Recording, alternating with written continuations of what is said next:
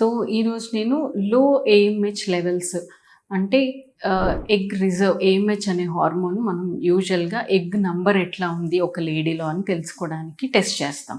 So, ఈ AMH anti Müllerian hormone ఒకవేళ చాలా తక్కువ ఉంది అంటే వీళ్ళకి ప్రెగ్నెన్సీ కోసం ట్రీట్మెంట్ ఆప్షన్స్ ఎలా ఉంటాయనేది చెప్తాను. సో, చాలామంది ఎలా అనుకుంటారంటే ఏఎంహెచ్ తక్కువ ఉంది అంటే వాళ్ళ ఎగ్‌తో ప్రెగ్నెన్సీ రాదు. డోనర్ ఎగ్ తీసుకోవాలి అని మిస్‌కన్సెప్షన్‌లోనే ఉంటారు. అండ్ వాళ్ళకి తొందరగా మెనోపాజ్ వచ్చేస్తది. అంటే పీరియడ్స్ ఆగిపోతాయి. మెనోపాజ్ వచ్చేస్తది అని భయపడుతా ఉంటారు.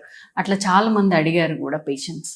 బట్ ఏఎంహెచ్ తక్కువ ఉంది అంటే వాళ్ళ ఎగ్ నంబర్ ఇంకా మిగిలి ఉన్న ఎగ్స్ ఎన్నున్నాయి వాళ్ళ బాడీలో అనేది మనకి ఏఎంహెచ్ చెప్తది. ఒక్కొక్కసారి ఏఎంహెచ్ వాల్యూ మనం వాడే టాబ్లెట్స్‌ని బట్టి and lab to lab variation బట్టి కొంచెం తేడా ఉండొచ్చు. అంటే ఒకవేళ ఒకసారి తక్కువొచ్చింది, వాళ్ళకి స్కాన్‌లో గనక ఎగ్స్ నంబర్ మంచినే కనిపిస్తున్నాయి అంటే మనం మళ్ళీ ఒకసారి రిపీట్ చేసుకొని చూసుకోవాలి ఏఎంహెచ్. యూజువల్‌గా ఏజ్‌తో పాటు తగ్గుతా ఉంటది. ఏజ్ పెరిగిన కొద్దీ ఈ హార్మోన్ లెవెల్ అనేది నార్మల్‌గానే తగ్గిపోతా ఉంటది. అంటే 35, 37 ఇయర్స్ తర్వాత తగ్గి ఉండడమే నార్మల్. ఎందుకంటే ఏజ్ ఎక్కువుంది కాబట్టి.